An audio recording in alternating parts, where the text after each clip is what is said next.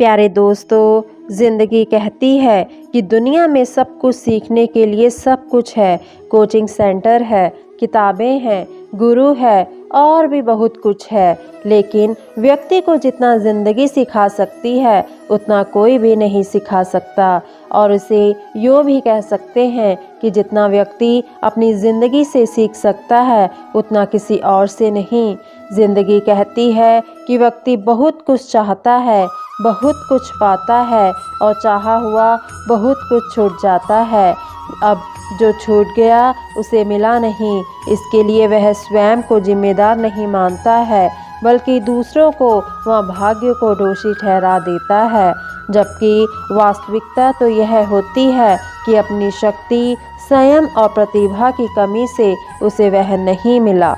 जिंदगी कहती है कि हमारी तकलीफ़ों और दर्दों का एक कारण है कि हम यह जानते ही नहीं कि हम आखिर है कौन। हम अपने शरीर को या मन को स्वयं मान लेते हैं। असल में हम जिस दिन स्वयं को जान जाएंगे उसी दिन हमारी सारी तकलीफ़ें और परेशानियां मिट जाएंगी। स्वयं को जानने के लिए स्वयं से सवाल करें। ज़िंदगी कहती है कि सकारात्मक रहने की आदत खुश और सार्थक जीवन का आधार है। सकारात्मकता कोई एक घंटे या एक दिन का काम नहीं है, इसको तो अपनी दिनचर्या का अभिन्न हिस्सा मानकर इस पर अमल करें। क्योंकि जब कोई भी विचार या सोच दिनचर्या का हिस्सा बन जाता है तो फिर वह विचार या सोच विचार या सोच ना रहकर स्वयं जिंदगी बन जाती है।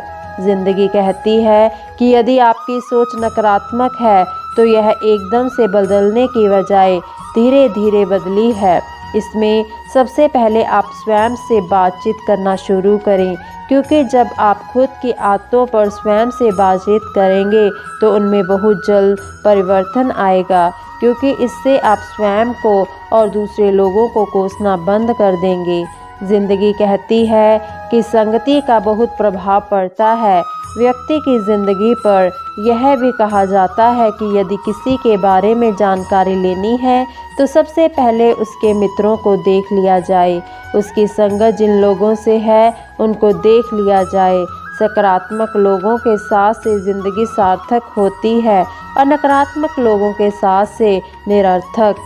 जिंदगी कहती है कि मनुष्य को धरती का सर्वश्रेष्ठ प्राणी कहा गया है। इसका मूल कारण है कि उसके पास सब कुछ सर्वश्रेष्ठ है और उसका सर्वश्रेष्ठ केवल उसी के लिए नहीं है, उस सर्वश्रेष्ठ को सबको बांटने के लिए है।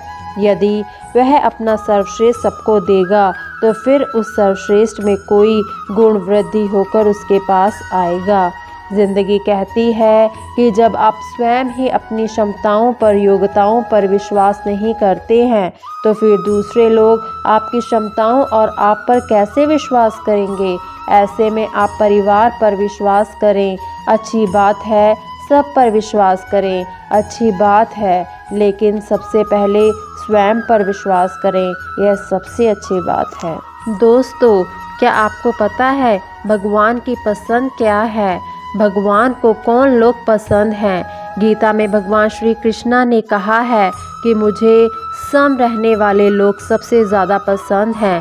हर स्थिति परिस्थिति में व्यक्ति सम बने रहे, ये बड़ी बात है। दुख में ज़्यादा दुखी ना हो और सुख में ज़्यादा उछले नहीं।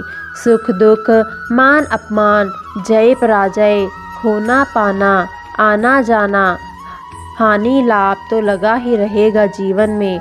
अगर एक जैसी स्थिति सदा बनी रहे तो जीना मुश्किल हो जाएगा। इस पल कहीं कोई जन्म ले रहा है, खुशियां मना रहे हैं तो इसी पल में कहीं किसी की अर्थी उठ रही है, दुख मनाया जा रहा है, माहौल गंभीर है। कहीं कोई सुहागन बन रही है तो किसी का सुहाग उजड़ रहा है। इन सब पलों में व्यक्ति अपने को संभाल ले, भावनाओं में ना बहे तो कोई बात है। यहूदियों में एक कथा कही जाती है कि यहोवा को क्या पसंद है और क्या नापसंद। कथा में आता है कि भगवान को घमंड से चढ़ी आँखें, गलत मार्ग पर चलते पाँव, किसी का हक छीनते हाथ और झूठी गवाही देती जीभ पसंद नहीं है।